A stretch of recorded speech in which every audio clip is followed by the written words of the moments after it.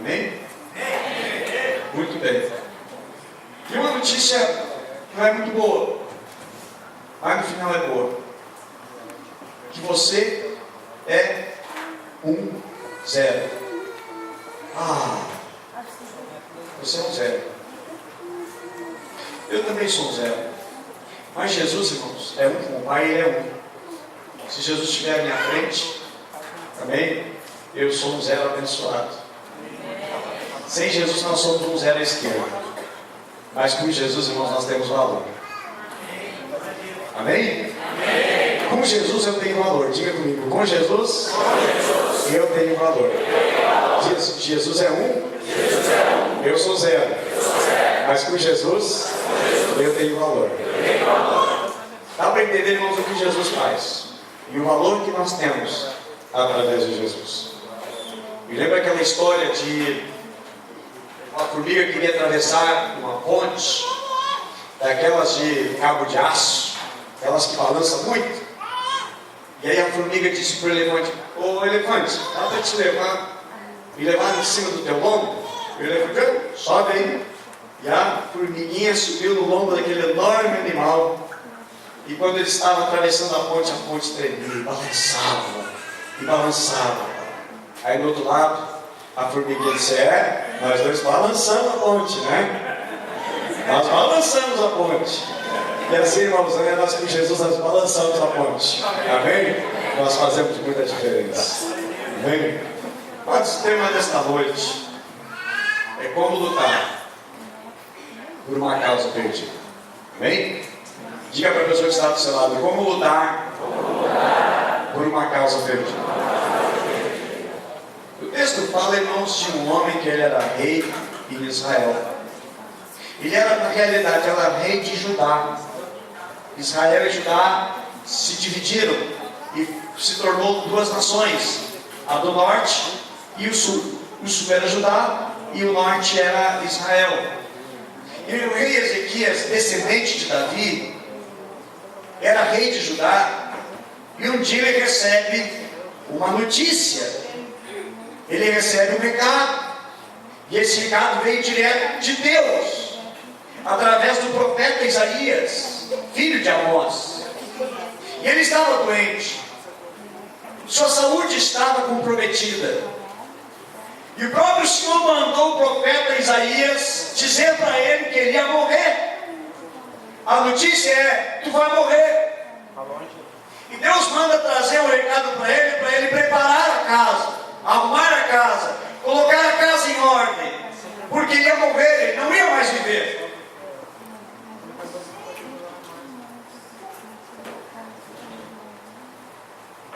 Tremendo. Doente, enfermo, se arrastando, e não veio uma palavra de conforto. Há momentos, irmãos, que a gente sofre, mas há pessoas que sofrem mais às vezes. Por exemplo, nós temos aqui a irmã Lígia ali, médico detectou 20% do seu pulmão funciona. Mas, irmãos, é guerreira, irmã Lígia. Porque 20% do seu pulmão funcionando dela ali, ela vem com o aparelhinho, liga ali e está assistindo. Porque tem gente com saúde em casa. Tem gente que não luta. Tem gente que traga os pontos. Tem gente que desiste. Tem falando: eu vou desistir. Eu não aguento mais. Ezequias está doente. Ele não recebe uma palavra de conforto. Ele recebe uma sentença. Ele recebe um choque. O Senhor diz: olha, diz lá para Ezequias que vai morrer e não vai viver mais. Esta é a palavra. Esta é a sentença.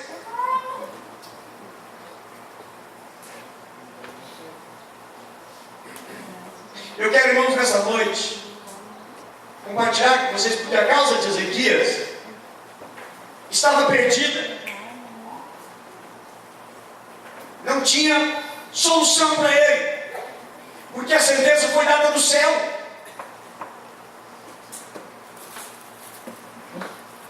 Foi uma sentença direta do céu para a vida dele. A Bíblia diz que agindo Deus, quem impedirá? A porta que Deus fecha, ninguém abre. E a porta que Deus abre, ninguém fecha. É uma causa perdida. O próprio Deus já tinha dito: olha, vai morrer. Vai discutir com Deus. Vai querer bater boca com Deus. Vai querer ganhar Deus. Irmãos, ninguém ganha de Deus. Ninguém vence a Deus. Operando Deus, quem impedirá? O Senhor determinando, irmãos, não tem que possa fazer o homem. Uma causa perdida. Mas quero falar desse homem, irmãos, que conseguiu mudar a sua própria história. Ezequias mudou a sua própria história. Amém? Diga comigo: Ezequias mudou a sua própria história. Agora eu quero que você diga o seu nome e diga: mudou a sua própria história. Amém? Vamos lá? 1, 2, 3. Adalto mudou a sua própria história. Amém? Você está disposto a mudar a tua história? Amém? Está disposto a pagar o preço para mudar a tua história? Amém? Então vamos acompanhar o rei Ezequias na sua jornada que ele fez, que ele mudou a sua história. Primeira coisa, irmãos, que nós vamos aprender aqui, para lutar por uma causa perdida. Primeira coisa, irmãos, Ezequias, ele creu, ele acreditou que a oração mudaria a situação. Irmãos, existem causas e causas e mais causas perdidas. Mas quantas causas foram ganhas na batalha da oração? Quantas guerras foram impedidas por causa da oração? A rainha da Inglaterra, ela dizia que ela não teria exército nenhum no mundo, mas ela teria a oração de um grande servo, um grande homem de Deus. Porque era orar e as coisas aconteciam. A oração de Elias mudou, trouxe miséria para a nação. Mas a oração de Elias também trouxe prosperidade, trouxe chuva para Israel. A oração muda, a oração transforma. A oração, irmãos, tem mudado a história, tem transformado e tem decidido eleições, tem decidido crises, tem dado um fim a certas crises. A oração, a Bíblia diz que muito pode a oração do justo e seus defeitos. Ezequias, ele recebe a oração, o que ele faz? A Bíblia diz que ele vira o rosto para a parede e começa a orar. Ezequias, irmãos, estava deixando bem claro, bem evidente, que não esperava nada do ser humano, mas ele estava esperando o Senhor. E virar para a parede, irmãos, virar-se para os homens e buscar a presença de Deus e confiar em Deus. Virar para a parede buscar a presença de Deus, dar as costas para os homens. Nós precisamos, irmãos, chega um tempo de nós confiarmos em Deus mais do que nunca, de nós nos prostrarmos diante de Deus. Aquele que acredita em milagre, ele vira-se para a parede. Aquele que acredita em milagre, ele dobra os seus joelhos, ele coloca o seu rosto no chão e ele clama, ele ora, ele busca até acontecer algo da parte de Deus. Oração decidiu guerras. Amém? A Bíblia diz que estava Josué lutando contra os amalequitas, e Moisés estava com suas mãos estendidas em direção aonde eles estavam. Quando as mãos de Moisés estavam estendidas, estava levantada, eles ganhavam a guerra, eles venciam, eles avançavam. As mãos de Moisés cansavam, e Moisés tinha que dar uma descansada e baixava as mãos, e o povo perdia. A oração decide uma guerra. A oração estava definindo a batalha. Irmãos, a vitória não está no músculo, não está no preparo, não está na quantidade de cavalos, não está na dimensão, na enormidade de quantos homens tinham para batalhar, mas estava na oração. A oração decide uma causa perdida. A oração muda o diagnóstico do médico. A oração transforma um casamento conturbado. A oração muda o coração de um filho teimoso, raivoso. A oração, irmãos, transforma qualquer situação. E Ezequias sabia disso. E ele vai para a oração. Ele busca Deus em oração. Às vezes, irmãos, o que falta para conquistar um milagre é oração. Ele recebeu a palavra de Deus. Ezequias creu que poderia, com aquela atitude, aquela oração, mudar a história. E ele se põe a orar. Nós precisamos, irmãos, crer que a oração não tem limite, que a oração não tem barreira. As pessoas podem se opor ao teu argumento, as pessoas podem se opor a alguma coisa que você está planejando, mas ninguém pode se opor à tua oração. Não existe limite para a oração. Nós temos dito aqui que pais de joelho são filhos, pais de joelho são filhos, pais de joelho são filhos. A oração define a história. Nós precisamos, irmãos, aprender a investir mais na oração. Precisamos investir o nosso tempo em outras coisas. Investir mais na oração. Vida com Deus, vida no altar, vida de joelho, irmãos, alcança mais alto. De joelho, nós conseguimos tocar o céu. De joelhos, nós estamos mais alto, nós alcançamos a altura maior, a dimensão maior. O tempo usado na oração, irmãos, é um tempo conquistado. E Ezequias, com a causa perdida, ele vai por esse caminho. Outra coisa também, irmãos, Ezequias, ele tinha argumento. Ezequias possuía argumento. E o argumento que ele usa na sua oração é: eu andei diante de ti em verdade e com coração perfeito. Isso, irmãos, mostra que esse homem, ele tinha um compromisso com Deus, e o compromisso que ele tinha com Deus era um compromisso sincero. Ele não é alguém eventualmente crente, eventualmente comprometido com Jesus. Quando dá na telha, ele está comprometido com Jesus, mas quando não dá na telha, ele faz o que ele quer da vida. Não, ele era comprometido com Jesus. Ele tinha um compromisso com Deus. Ele tinha um compromisso com a palavra. Algumas pessoas que dizem: olha, pastor, se é para mim realmente me converter, o senhor pode saber, minha vida vai ser comprometida totalmente. Não vai ser para brincar de estar na igreja, mas é para andar em verdade, é andar em sinceridade. E Ezequias, o rei, ele andou em integridade com Deus. Ele andou com o coração reto diante de Deus. Ele coloca, ele diz: Deus, eu andei diante de ti com o coração perfeito. Irmãos, Deus não tem alegria, Deus não tem prazer de ouvir a oração de uma pessoa que não é verdadeira, que é hipócrita, que é falsa, que é cínica. Por isso que a Bíblia diz que muito pode a oração de um justo na presença de Deus. Aqueles que amam a Deus e andam em sinceridade na sua alma. É alguma coisa que foi impactada na vida dos que foram no impacto. A questão do caráter. Que Deus vai mudando na nossa vida. Isso, irmãos, convence a Deus.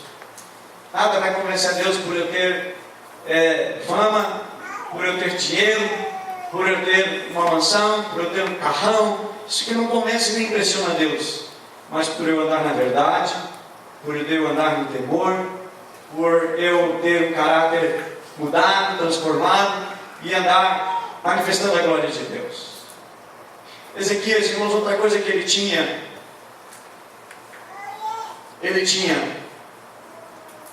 a sua obediência a Deus. Versículo 3 diz assim: então, e disse: lembra-te, Senhor, peço-te que andei diante de ti. Você não lembra que eu andei diante de ti com fidelidade, com interesse de coração, e fiz o que é reto aos teus olhos? Ele fez isso. Ele tinha, irmãos, ele tinha argumento. Como aquela mulher que perdeu o marido, ficou com um monte de dívida para pagar, vieram os credores e iam levar o seu filho, os seus filhos. E ela então procura o homem de Deus, Eliseu, e disse: olha, o meu marido, teu servo, o meu marido, teu servo do Senhor, ele teme ao Senhor. Ela usou argumento, porque ele era servo de Deus.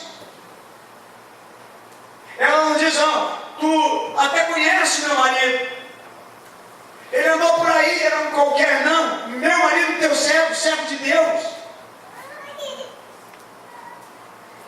Ela usou argumento, e por causa do argumento, irmãos, o milagre aconteceu. Agora eu quero milagre, mas eu não tenho argumento.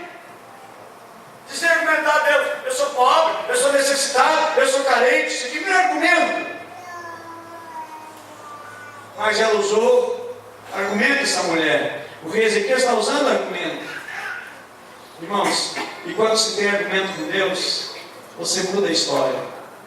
Por isso que a transformação, o milagre, a conversão, o agir de Deus na nossa vida, irmãos, é algo extraordinário, porque manifesta que Deus sobre a nossa vida, argumento.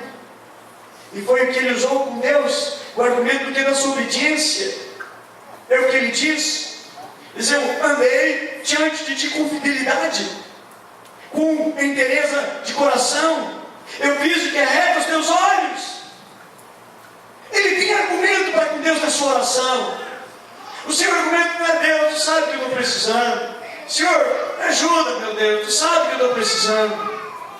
Com aquela pessoa que pediu emprestado e não pagou, pediu segunda vez emprestado, também não pagou. Chega a terceira vez e diz: olha, empresta 1.500 aí, eu te pago depois. Será que paga, irmão?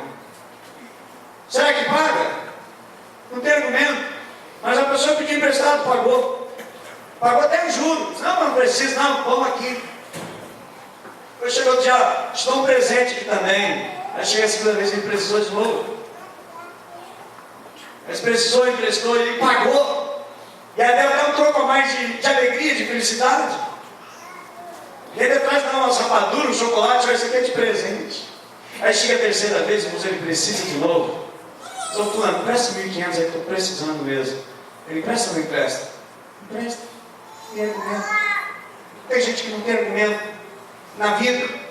Tem gente que não tem argumento na casa. Tem gente que não tem argumento dentro da família. Tem marido que não tem argumento com a esposa. Tem esposa que não tem argumento com o marido. Tem filho que não tem argumento e autoridade para pedir nada para o pai.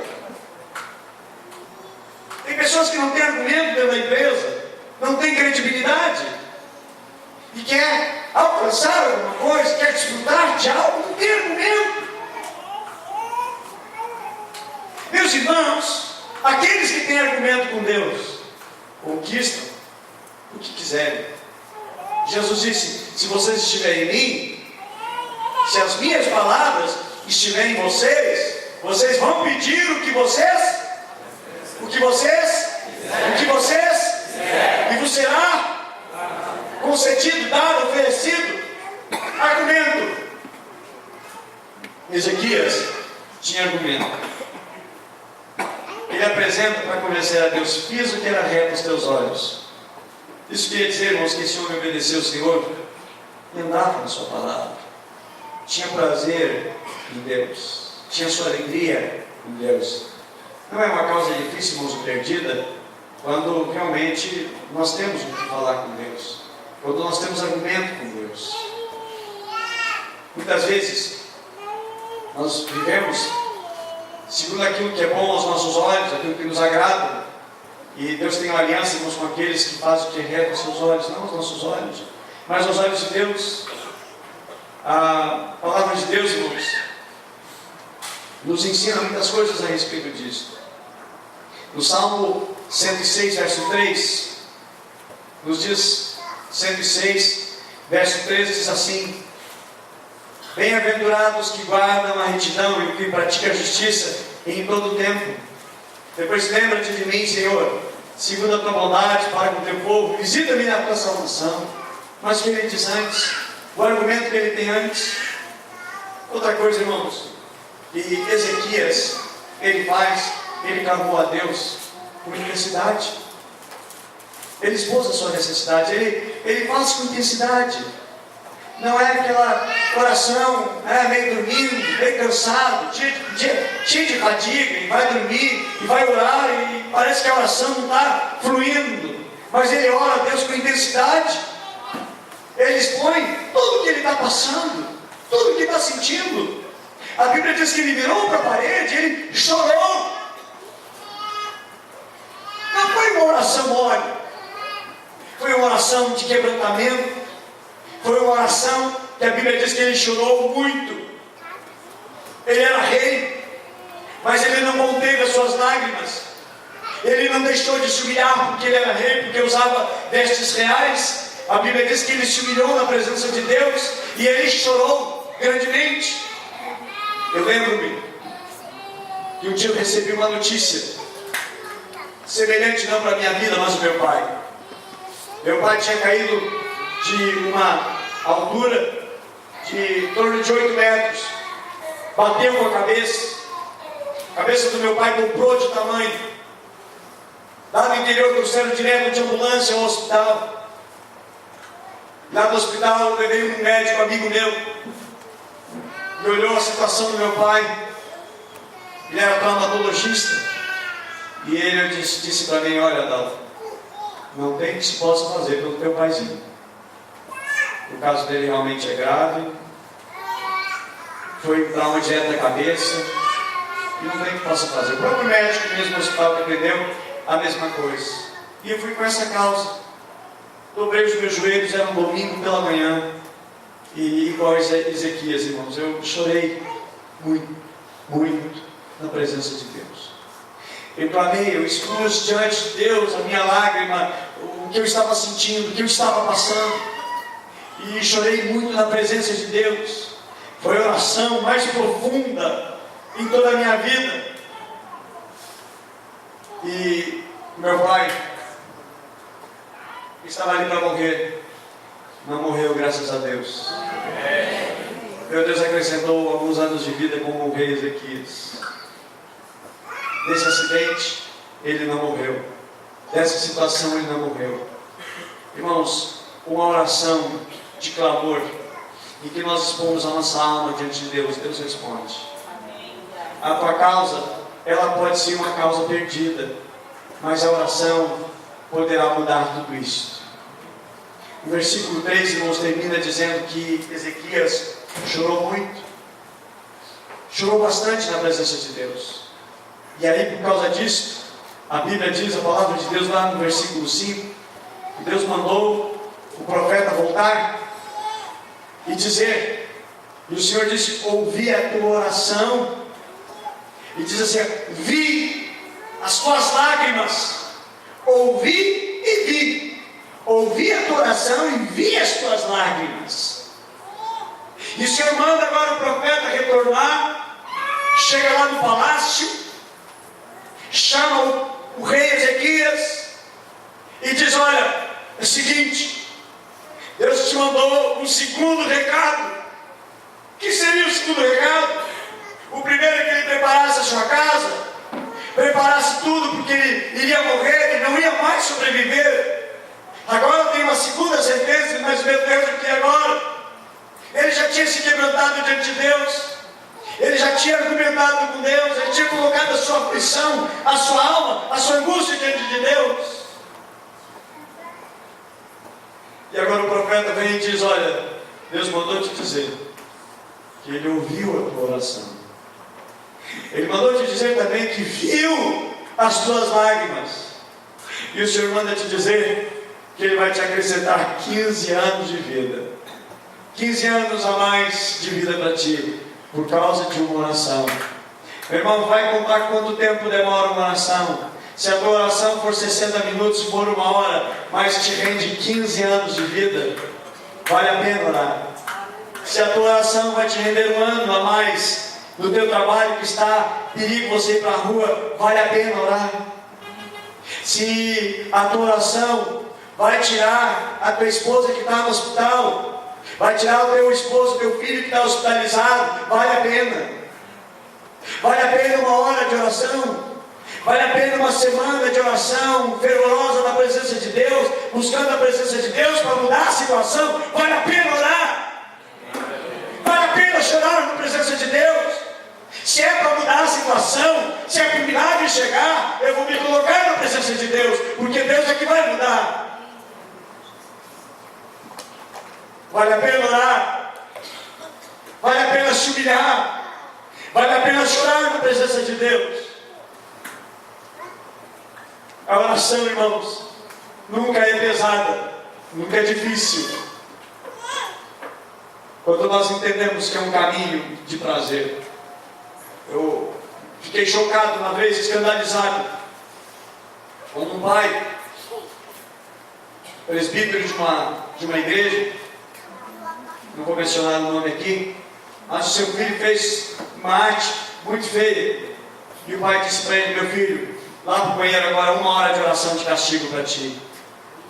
Desde quando oração é castigo, meu irmão? Desde quando vai se comparar, vai se trazer para uma criança que oração é castigo, que oração é penitência, oração é prazer, oração é deleite, oração é alegria, oração é conquista, é conquistar. Lembro-me das histórias de George Miller, um homem que orava, um homem que resolvia problemas e problemas através da oração. Nunca faltou pão no seu orfanato, nunca faltou leite no seu orfanato, porque ele colocava a sua causa na presença de Deus, e quando a necessidade chegava, a solução batia na sua porta por causa da oração, por intermédio da oração. Como Isaías, como Ezequias resolve o seu problema, como ele resolve a causa perdida? Na oração. Ele ora a Deus.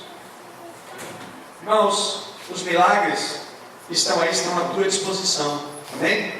No mundo espiritual está tudo resolvido, os problemas que você tem. Está tudo pronto já, está tudo resolvido. Basta você colocar-se na presença de Deus.